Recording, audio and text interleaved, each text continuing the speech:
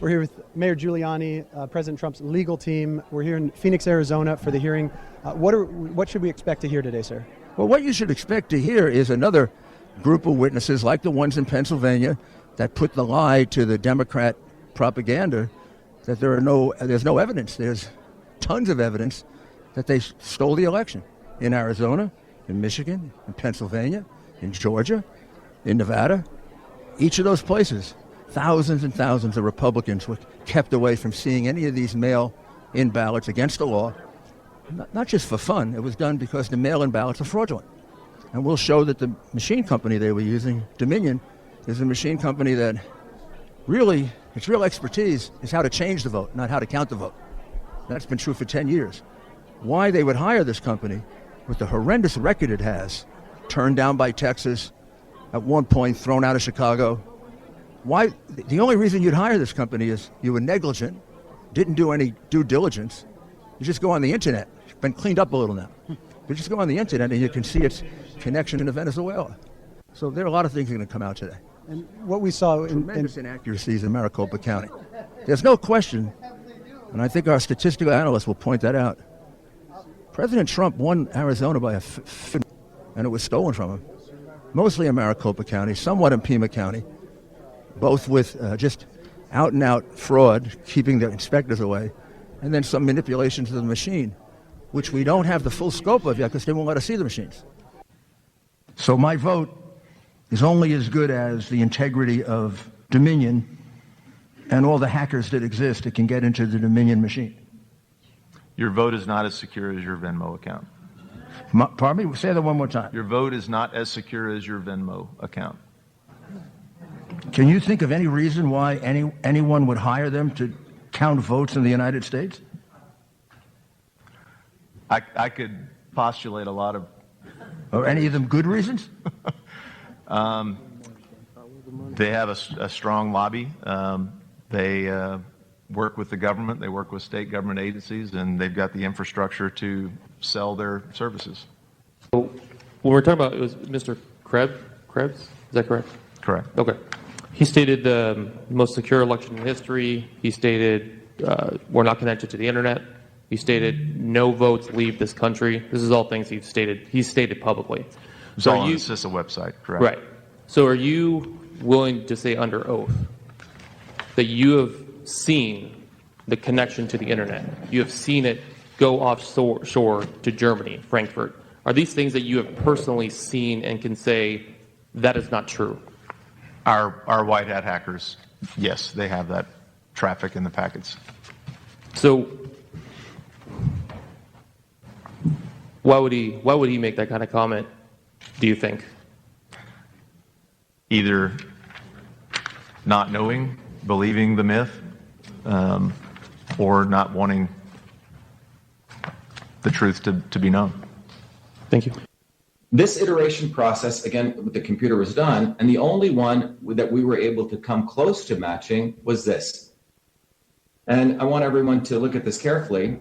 So out of all the potential universe, which we've done, and we're going to continue doing this, by no means is this done, we find that the interesting possibility we find here is when the Democrat percentage is 130% Mr. Biden and negative 30% Mr. Trump, and the Republican percentage is 0, 100, the Independent is 30%, 58%, Libertarian 0, 60, 60, 0. But what's extraordinary about this graph, again, we went through many, many, many iterations. It matches perfectly, near perfectly. The slopes match, the curves match, the shape match. So what this tells us is that this demographic distribution of allocation of party affiliations is what can generate this. And I find it highly implausible because this means that Mr. Biden got 130% of Democrat voters and negative 30%, and President Trump got negative 30%. That's Dr. Shiva from MIT. Wow. I tell you, across the board, you had Phil Waldron there talking about hackers and talking about Krebs's happy talk on 60 Minutes. Not pressed at all with one tough question on 60 Minutes. One softball after another, not challenged whatsoever. And I got to tell you, I thought Phil Waldron did a great job. I thought Dr. Shiva did a great job. I thought Rudy did a great job. It's still going.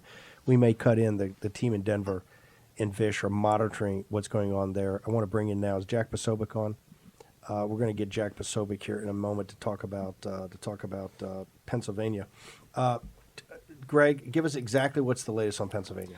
So the resolution that was on Friday night did formally get introduced into the state government committee. So it's been referred to that committee, and we'll see what the next steps are, whether or not there will be hearings, and to Boris's point, what mechanical issues can be undertaken in the state legislature now that this has been formally introduced. And I've said this. And is it too late to have hearings, though? I'm getting my phone's blowing up because I think Posobiec's going to talk about this. There are loopholes. Look, guys like Mans make their living. They look like nice guys, and they make their living up there in Harrisburg. They're every one of these. When it's the bills are this thick, there are loopholes on every page, right? My favorite thing from House of Cards is when he's in South Carolina and they're negotiating the education. People remember, when you see a bill, this thing, every comma and every phrase has been negotiated by lobbyists and guys in Congress on the staffs. So they're saying there's a technicality on this that you might actually be able to bring back the new legislature for hearings. We'll see. I think it's political will, and they don't have it, and that's why you didn't see today you had plenty of time to make this. You could have started Thursday and gotten through and had a real resolution, right? Yeah, and we've had Brian Cutler in our crosshairs these past couple days, especially today. But it's worth noting that the majority leader, Kerry Bettenhoff, is the one that will set the calendar going forward, that will enable the state government committee to operate going forward. So this is just, and I think Posobiec's got some ideas. This is why our guys got to reach out to your representatives, as they say, perhaps put a little spark of liberty under them, bring the heat. These guys got to do their jobs. It's time for everybody to stand up. And we're watching this, Steve. You heard Boris Johnson say that, or forgive me, Boris Epstein say that he thought there was a little bit of people backing down. And you talked earlier today about how Franklin said out in front of the State House in Philadelphia that it's a republic if you can keep it. Look, we got to face facts here. We have the votes. He got something for me. We have the votes. We have the venues, whether the state legislatures or the courts. We've got the evidence. We've got the receipts, and now both in Gettysburg and today. And you have it at every level. You've got the mathematical. You got the statistical. You've got the voting systems. You've got the ballot stuffing. You've got the illegal votes. You got the illegal aliens. You got the mail-in. You go vertical by vertical. Pick them. You got amazing evidence and amazing between Leah Hoops that we had on the other day, right? The citizen who'll stand up, a poll watcher, a poll observer, some official in Arizona, all the way to Dr. Shiva with 9 degrees from MIT starting when he was 4. Right? He's up there, boom, with the charts. You got them. They're prepared to step forward. We have all the cards. We also have something else. We have the moral high ground in this war. What we do not have is we have the will. The audience has the will. The deplorables have the will. Heck, you got Frederick's on a bus tour, and he's surrounded every day. You got guys coming up. Amy Kremer's on a tour. They're surrounded by people saying, let's do it. Our show's blowing up. Yet in Michigan, Pennsylvania, Georgia, and Arizona, controlled by Republicans, or at least the legislatures in all of them, and in Georgia and Arizona. Remember, all you need is Wisconsin with got no problems because they're going to go to court, I think, then Georgia and Arizona we totally control. You got it. You're in the House of Representatives. You're from the victory. We're all booking suites. We're having a big party here at the Breitbart Embassy on the evening of the 20th. So I'm going to bring in Jack Posobiec. What we are missing is the will. And what's missing is this kind of ossified establishment that was ossified in 2016 when Donald Trump came and like a sift through grass, went through all their great candidates. And they were all for Trump, rah, rah, rah, after he won on November 8th, right? They all came out, we love this guy, right? They stayed around at the trough. And now, when you got to stand up for the country, Michigan, Pennsylvania, Georgia, and Arizona. For you, Posobiec, because you're a Pennsylvania guy, you're from the Commonwealth of Pennsylvania, I thought they grew heroes in Pennsylvania. Wasn't the Liberty Hall, Independence Hall is in Philadelphia? Isn't Valley Forge outside of Pennsylvania? Isn't Gettysburg in southern Pennsylvania? Look at all the great guys that came and fought in World War I and World War II from Pennsylvania. Pennsylvania is a commonwealth of heroes. What are we doing today, cowering? You get behind all these little technical terms. This guy, what's his name, Cutler and Corman? They're cowering and saying, "Oh, I don't know. It's not enough days. This is so hard. Let me pass the budget." I think there's a tax cut I want to look at. So Posobiec, you're a guy from Pennsylvania. I thought you Yankees were supposed to be made of sterner stuff, brother. Hey, Steve. Well, it turns out in this situation, what you've got here is not a situation where people are saying they can't fight behind closed doors. What they're saying behind closed doors is that they don't benefit. They are willing to sell the President of the United States and their own voters out because they don't see any personal benefit. Steve, they're saying it's going to go back to normal. Don't worry, we don't have to fight. It's just going to go back to normal. Trump will be gone, and we'll go back to our nice sinecures, our $90,000 a year job, our per diem, our travel, state-funded cars. This is what they're saying behind closed doors. I will say, though, that there are some real fighters who are in there saying, well, hold on a second. This is the party. These are our voters. How am I going to go face these people day in and day out when you're telling me that we shouldn't have to fight this out? And it comes down to Brian Cutler, because the Pennsylvania Constitution, under the section on sessions, right, in Article 2, Section 4, yes, the General Assembly shall be a continuing body during the term for which its representatives are elected, all right? They were elected for this term. Now, traditionally, in the month of December after an election, there isn't anything done, but that doesn't mean they can't hold a hearing. It just says you shall on the first Tuesday of January. It doesn't say that you can't hold. He could gavel in. Cutler could gavel it in. And if the deplorable... Hold it. Hang on. Posobiec, you call and tell him to do it. Posobiec, you're Polish. I'm Irish. You've lost me. You're ahead of me. Slow down and give me that one again. You're saying that the Speaker of the House, Cutler, the same guy who did not even lift a finger to get this resolution that would have put in abeyance the 1938 law that would have allowed an alternative set of electors to go up. That guy who didn't lift a finger. You're saying if in this close reading of the Pennsylvania Constitution, he has the technical ability to actually gavel in the new House before January and actually hold a hearing? There's nothing in there that says he can't do it. And I challenge any lawyer or Pennsylvania constitutional scholar to find me any line in here where it says that he cannot do this. Jack, it just says that he shall start the new session on the first Tuesday of January. Can you hang on for 1 second? We'll take a short commercial break. I got to come back and I got to talk to you about Pennsylvania and then some broader themes here. Jack Posobiec of One American News, who's from Pennsylvania, been all over the story, doing amazing reporting, whether it's been from Arizona to Wisconsin to Pennsylvania, all of it. Jack Posobiec will join the team back in the war room in just a second.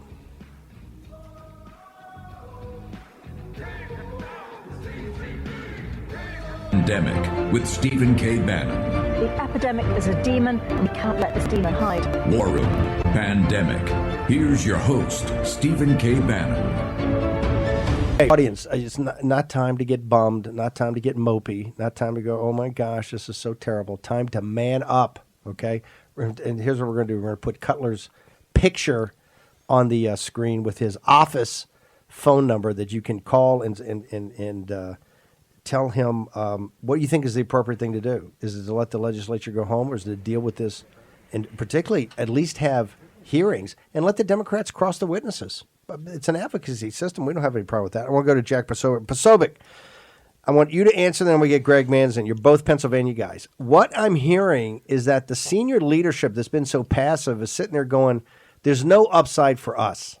Right now we control the House and the Senate. We've got this thing. We got to check on the governor. And if we step out here and support Trump in these charges. And hey, maybe they're right, maybe they're wrong, but just in the process of going out there, we're gonna hit such a hornet's nest that we may potentially risk losing the House and the Senate in the Commonwealth of Pennsylvania in a couple of years, and that's not worth it because these guys are career politicians. Have you heard anything along those lines? Well, see, that's exactly what I've heard. That's exactly what I've heard from my sources inside Harrisburg at the beautiful state capitol. Teddy Roosevelt once said that he absolutely loved our state capitol in Harrisburg, one of the most beautiful ones. But the situation is dire because the people of Pennsylvania, the people of the Commonwealth specifically, need to go to their representatives and as constituents tell them that they did not vote for them in spite of Donald Trump being at the top of the ticket. They voted for them inclusive of President Trump at the top of the ticket. Keep in mind, Steve, that this is the same legislative body that's going to have to do battle with the Pennsylvania Supreme Court once again when it comes to redistricting, which is coming up after the next census. All right, so if they want to be in a position to do anything about the Pennsylvania State Supreme Court, remember, this is the one that has that Democrat supermajority on it that makes up laws or says you're not allowed to challenge laws even if they're unconstitutional. That's what they told Sean Parnell. If they want to do anything about that Supreme Court, they got to start fighting now, and they got to show the people that they're willing to fight, because then eventually when the party puts up candidates statewide for Supreme Court, then maybe you can start to get some balance up there, right? This is the situation where it stands in Pennsylvania. You guys are going to lose the state house anyway. That's what it comes down to. You're going to lose the state house anyway if you don't start fighting. The rejection and Trump guy's not going to support you. Greg Mans. Yeah, and when you look at the map of Pennsylvania on the state legislature side of things, the collar counties of Philadelphia, that is where Republicans are dying, and very fastly it's happening. But at the same time, we're expanding in Erie. We're expanding in Cambria County. Working class counties. Up in the Northeast, we're taking the fight to Democrats, these traditional blue dog Democrats that are coming over because of President Trump's movement. Yeah, no, the nationalistic populists. You can tell that's getting in Northeast and Lackawanna You can't tell County. me that's not Trump Republicans. You can't say that. I want to one last thing, Jack, before we let you go on Pennsylvania. I got another question overall, but legally, there's so much overwhelming evidence in Pennsylvania, right? And what Rudy and others laid out in the court fight. You know, we've had Parnell and Kelly's kind of kick back. They're trying to get into federal court because the Commonwealth Supreme Court didn't even want to touch the facts, touch the merits of the case. Where do we stand, you think, legally with pushing forward and still not certifying these electors? Look, you've got to start making the type of arguments that the Supreme Court justices will turn their ears towards. You need to start making the type that will get them to prick their ears up and say, that sounds like a constitutional issue. It sounds like a federal issue. And so I know there's, one sort of low-hanging fruit out there of, well, it's a federal election, it's an election for president, therefore it, by default, right, by definition, is a federal issue. Yeah, that's okay, sure, that's low-hanging fruit, but you've got to start going in. We need to start talking. That's why, and Dershowitz is the one who said this, Jack Posobiec, Alan Dershowitz, who said this, when he was talking about equal protection, right? These are the types of phrases that Supreme Court justices are going to be looking for when they get into these issues. Jack, what have you heard about Wisconsin? I know Michigan, I think, is now, I think it's not tomorrow, it's going to be Wednesday. There's a hearing out there for the evidence. There's all this that came about, the 100 to 200,000 illegal ballots in Wisconsin. What's the latest information you have, intel you have about lawsuits dropped in Wisconsin, lawsuits dropped in Georgia, lawsuits dropped in Arizona, and lawsuits dropped in Michigan?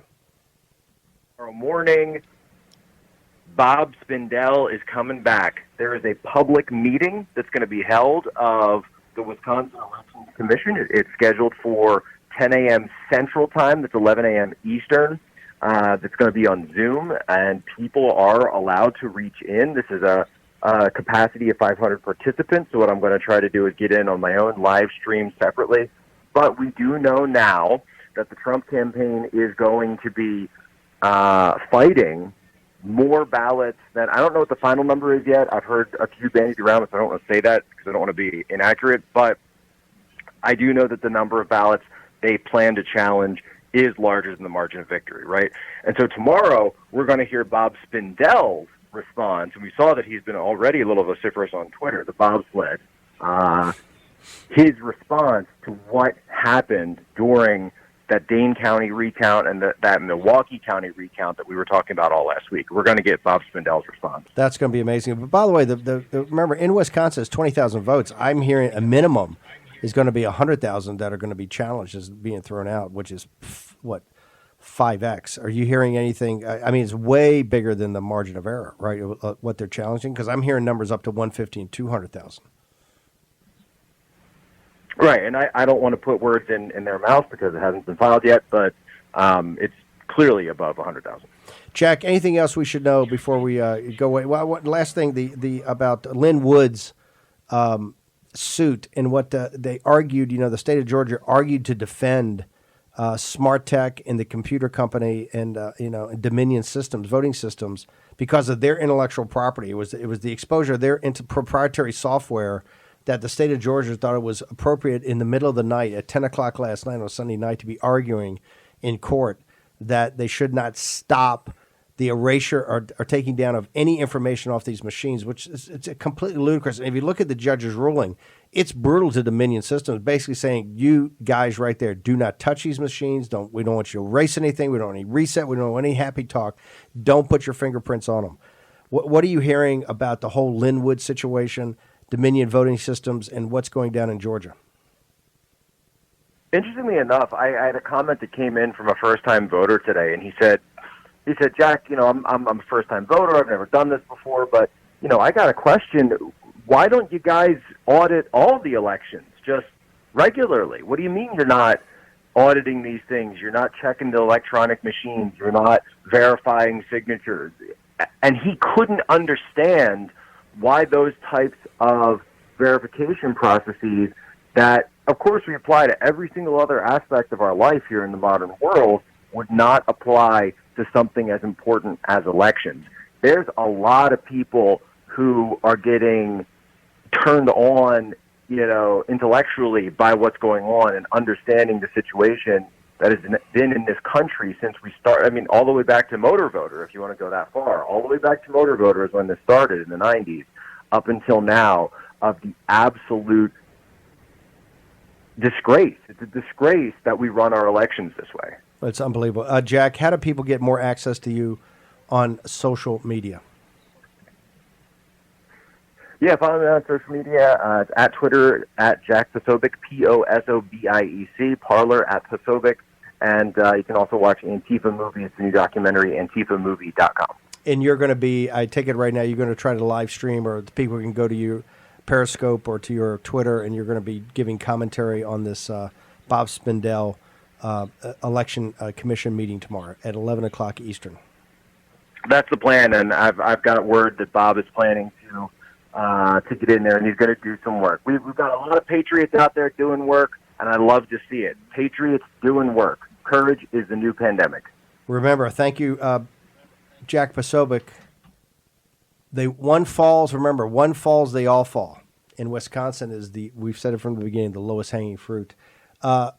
Jack Maxey, you've had an incredibly pensive look. I know you spent the last 7 days in a row with looking at algorithms and data, and every day your disgust gets bigger and bigger.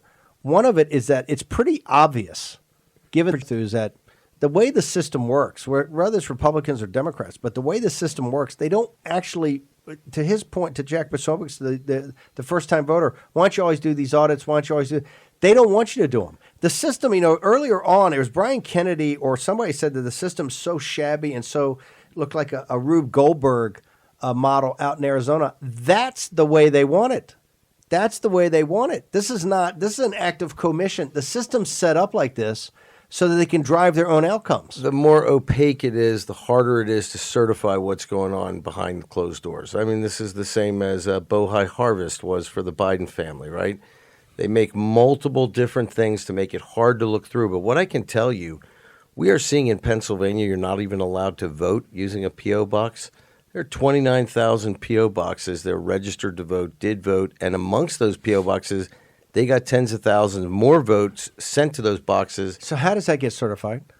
Exactly, Stephen. We're finding this all over the country. When I'm dealing with my patriotic guys in Europe who are helping us, one of the things that they are so shocked by is they can't believe that the United States runs their voting system like this. It's pathetic. You couldn't certify a cash box at the little soft serve store for your summer job like this, right? You'd get fired the first night. Or you wouldn't have a paycheck. You'd be working for free, right? Exactly, right?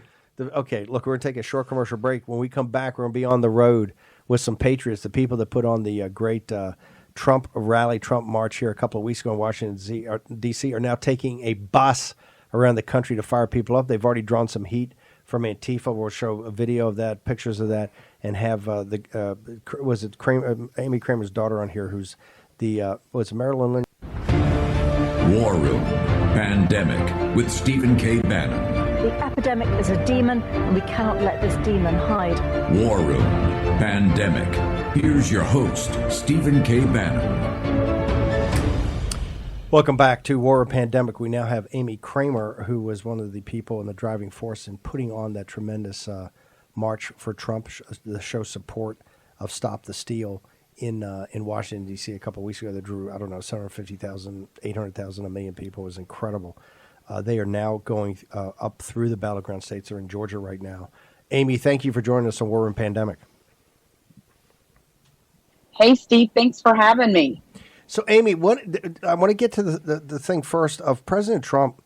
You know, you have all these facts on the ground in Georgia that are just outrageous, including no signature match, everything to do with these machines. You had Lynn Wood's lawsuit last night where they've I guess they've secured the machines in Gannett, Cobb, and Cherokee County.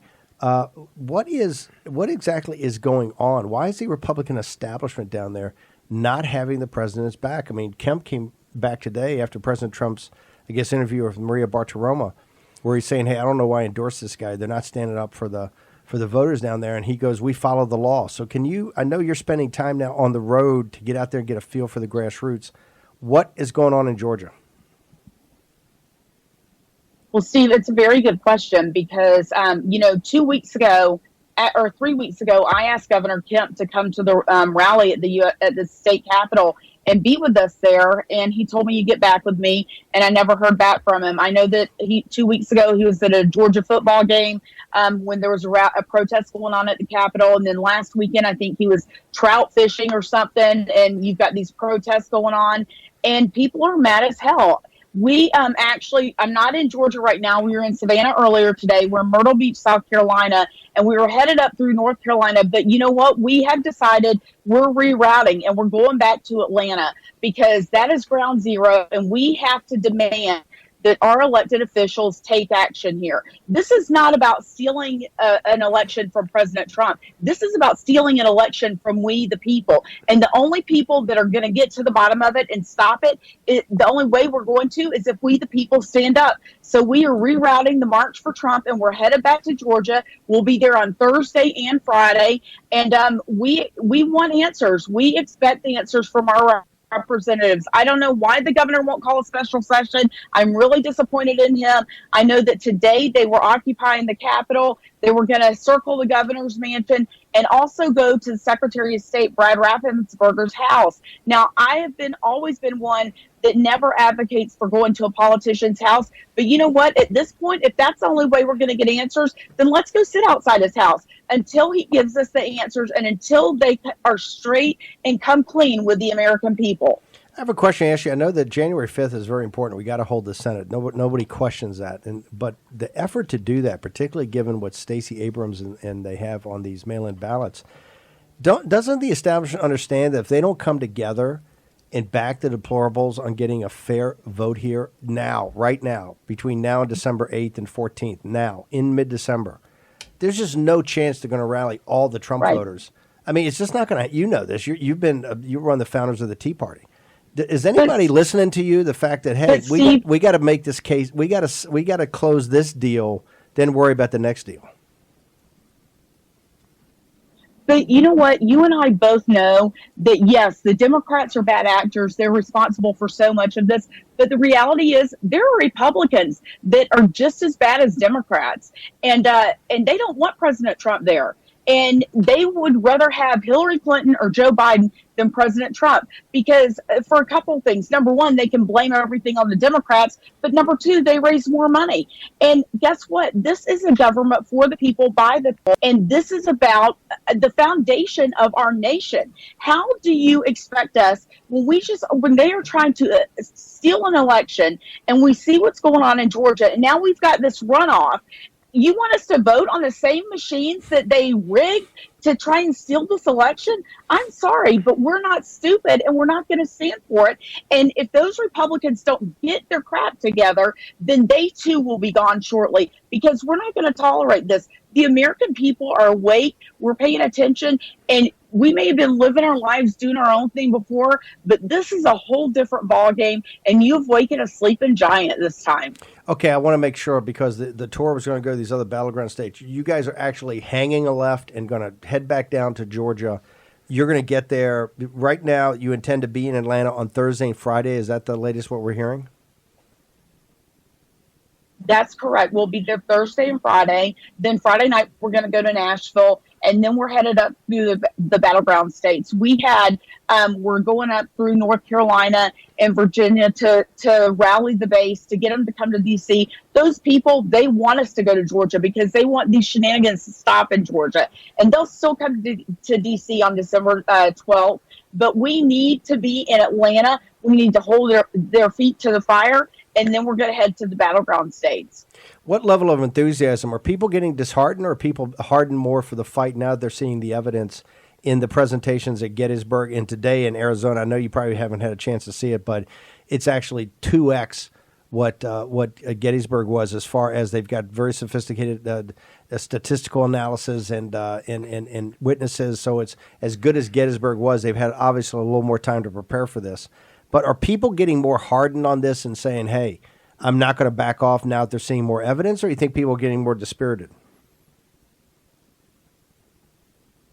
Oh, no. I think people are getting more hardened. They are mad as hell. Last night, we were in Ormond Beach, Florida, several hundred people there. I would bet you 98% of the people came up to me and said, I was in Washington, D.C. 2 weeks ago, and I'm going back again. And this time I'm bringing my entire family. I mean, I had a lady telling me that her group is coming and they're bringing their tents. They are not leaving because we look at this as this is being stolen from we the people. Like I said, it's not about an election being stolen for President Trump. It is about stealing an election from the people.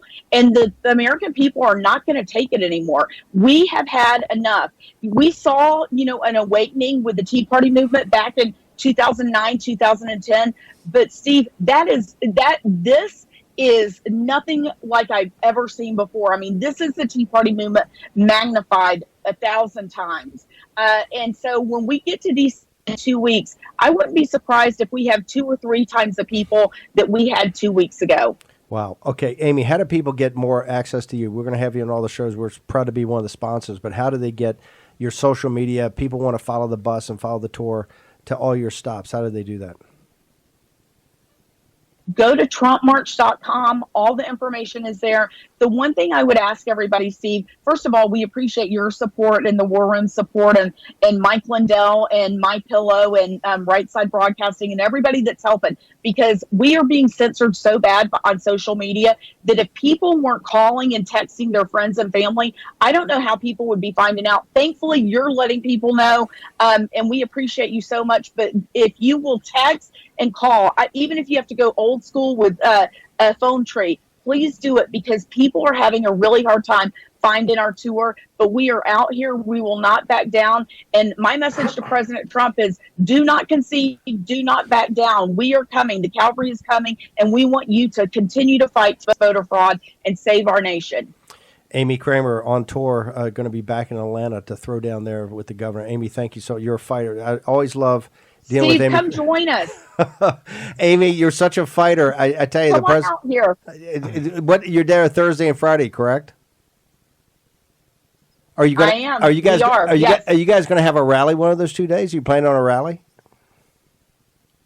Oh yeah, definitely on on Friday. But yeah, come on down Thursday probably too. They won't grant us a permit at the Georgia Capitol. I don't know why. It's our house, but we're gonna be there, and we'd love to have you join us. Come on down. Thank you, Amy Kremer from the tour. Looking forward to that. Amy, we'll have you back on. We'll see you back tomorrow morning and then tomorrow night. We're one of the sponsors of this tour and couldn't be prouder of what they're doing, and so glad that they decided to turn around and go back to Atlanta, right? Because that's the heart of it right now. Listen, I love the fight, and she said one thing. Obviously, we can't have an election on January 5th if we don't trust the machines that were used in this last election. We've said it before. You said it earlier. If there's anything else we've learned, we need paper ballots. Somebody should step forward and just declare that's how they're going to do the January 5th election in Georgia. All of that stuff is important, right? I agree with you. It may be too late for the 5th unless you make some dramatic changes, but everything that talks about that gets the reason I like them going back to Atlanta right now. You got to focus on this right here, right? If we don't close, because the rally they're talking about on the 12th is the electors. We may be in the final stages of a Supreme Court vote, or in one of these state legislatures. It's on the 14th, it's flip or fly. So right now we're down. We're down to it. We're 14 in a wake up. That's why I love the fact that Amy called it audible and said, hey, yeah, going to Carolina and going to these other places and getting people jacked up for the 12th is important. But if you don't win right now, you got Wisconsin, Georgia, and Arizona. You flip those three, and you're in the House of Representatives. Wisconsin's going to shock people. Tomorrow, Wisconsin are the quiet, the quiet ones. And I think you're going to see tomorrow, we'll at 11 o'clock, we'll cut into this commission meeting with Spindell. But he and his partner have just been incredible. The veterinarian, right, have been incredible. They haven't backed off an inch. I'm hearing it's 100,000 to 150,000 illegal ballots, and they've got the receipts, and they're not going to back off. I think they're going to go into court, and I think they're going to fight this in the state legislature. That's why the mainstream media does not. You never hear them talking about Wisconsin. Not at all. Crickets. All they talk about is mock Trump. Oh, he paid $3 million and 122 votes. That was not the point. And they know that's how phony they are. They know that's not the point of doing the recount. You had to do that because simultaneously the way Wisconsin works is you're doing the audit, right? You're doing this audit, and now they've come up with the goods. Not one mainstream media story mentioned that. All they talked about was, oh, Trump spent $3 million and he's 122 votes worse. It's not about that. It's that you got caught, right? They got stone cold caught in Wisconsin, and these Wisconsin guys are straight as they get. Right, but they're not going to bend. It's the new Iron Brigade. It's the new Black Hats. They held at Gettysburg, and man, they're holding here. And I tell you, it should get everybody pride. You see what they're doing, and then compare Pennsylvania. You see what Wisconsin's doing, and you compare that down to Georgia. You see what Wisconsin's doing, and you compare that down to Arizona. And you're having individual examples of courage and tenacity and grit. But institutionally, I mean, the Republican Party is just looking the other way now. And it's a chance to rejuvenate itself. This should be the most important moment of the Republican Party in its modern history. Yeah, Greg. Yeah, and Steve, on that note, President Trump just retweeted a former Lehigh County commissioner in Pennsylvania. It's not Pennsylvania specific, but he says, who needs Democrats when you have Republicans like Brian Kemp and Doug Ducey?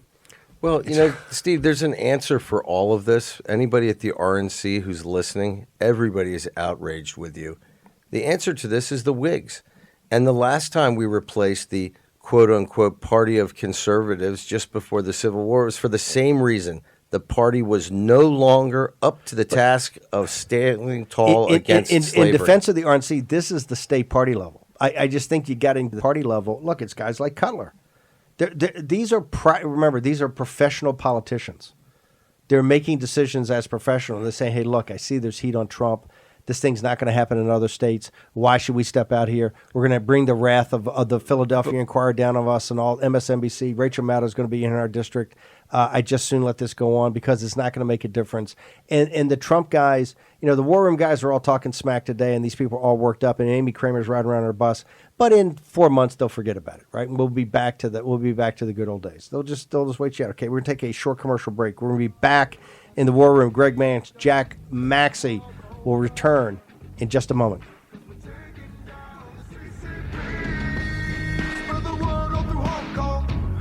We were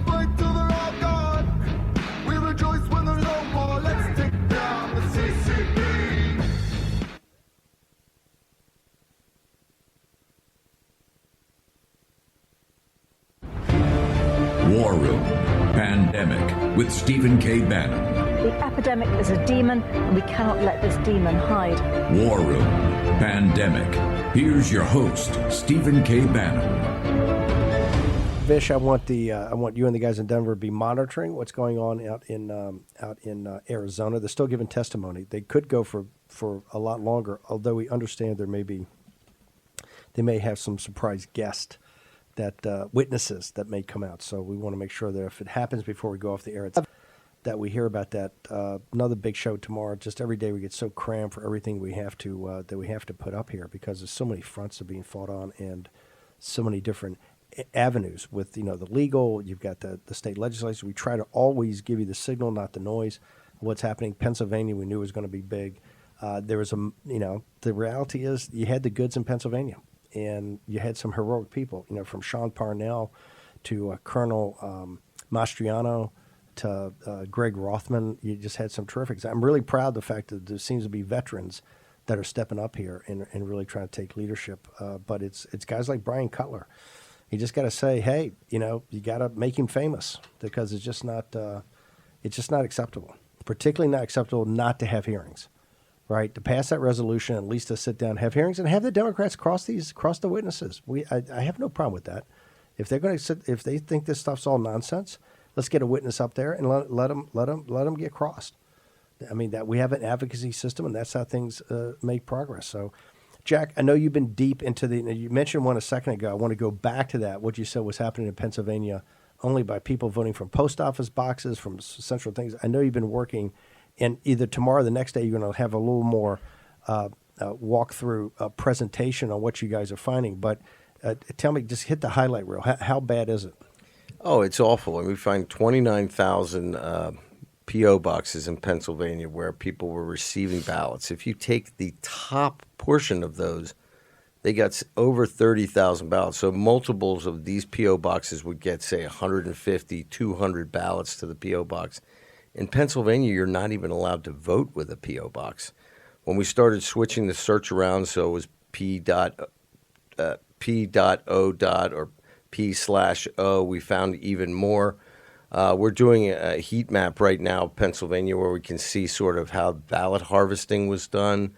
We have great data from Pennsylvania concerning the ballots. Hold on, we're going to have a heat. I love that. Oh, yeah, heat listen, map. I'm telling you what, these guys for the war are room. global rock stars. They created an entire geostatic map of the United States with every single address and the ability to match every single voter roll, every single election result, every mailed ballot to those so you can see exact addresses. You can see where all the post office boxes and Trader Joe's showed up. Right, and you're going to be able proper to citizens didn't have actually an see address. certain things where you'll look at a neighborhood and people are getting ballots, and it's a little bit each day, just like normal behavior. And then you'll go to one neighborhood, and thousands of people will have received the ballot on the same day and voted it all on the same day.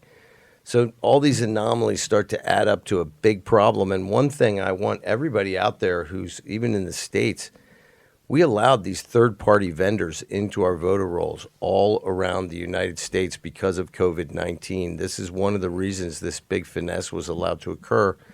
And my guys comparing some two different voter rolls from Pennsylvania, one that was published right before the election and one just after, it looks to them that there may be some people going in there and trying to clean these things up. So if it were up to me right now, I'd get the Secretary of States of every state in America to make sure that the only people who have access to those rolls from this moment forward are the county clerks and others responsible. I've got a question. We got it because of the sensitivity of it and the timing and the urgency of this. Because everybody's saying what's got to be done in the future. But like for right now, and Greg, jump in here. How could the Secretary of State of the Commonwealth of Pennsylvania certified this vote and done it so quickly when you have things like this, and you're going to be able to show many more than this of the 29,000 that voted from post office boxes, which is illegal, right? That you can't do. They have to have an address, not a post office box. You've got 7 or 8 examples like this of those kind of groupings which have critical mass.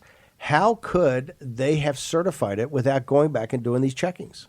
Well, because, Steve, it's what we spoke of to begin with. They've never really certified any of the elections. It's always been a sort of muddied process that they hope everybody just agrees to. You know, the Republicans will roll over just as we've done so many times, all the way back to Nixon. And I think now is the time to say enough, people, and stand up, because really, at the end of the day, it's not a Republican or a Democratic issue. This is an issue concerning the integrity of our voting process and the future of this republic. As Ellen said, a republic if you can keep it. Yeah, and it just would showcase their ineptitude if they actually went in and did this. So it's not just the actual results, but their work product would be completely exposed. So it's much easier to bury your head in the sand and not actually be called out for your failures. Breaking news out of the Senate is that they have adjourned without action on the nomination of Shelton to the Federal Reserve.